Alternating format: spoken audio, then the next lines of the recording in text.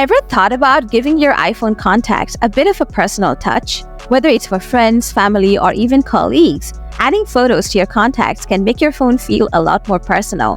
In this quick video, I'll walk you through how to do it step by step. So let's dive right in and get started. First off, open the Contacts app on your iPhone.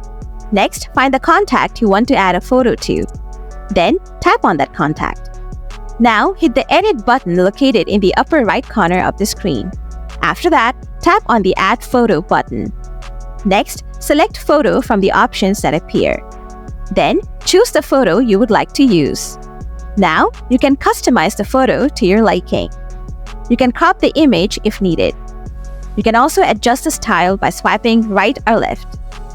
Once you're happy with how it looks, the Done button. And that's it! This photo will now be saved as a contacts image. So that's all there is to it. Adding photos to your iPhone contacts is that easy. If you found this video helpful, don't forget to give it a thumbs up. Want to see more iPhone tips and tricks? Hit that subscribe button because I've got plenty more coming your way. Thanks so much for watching, and I'll see you in the next video. Bye for now!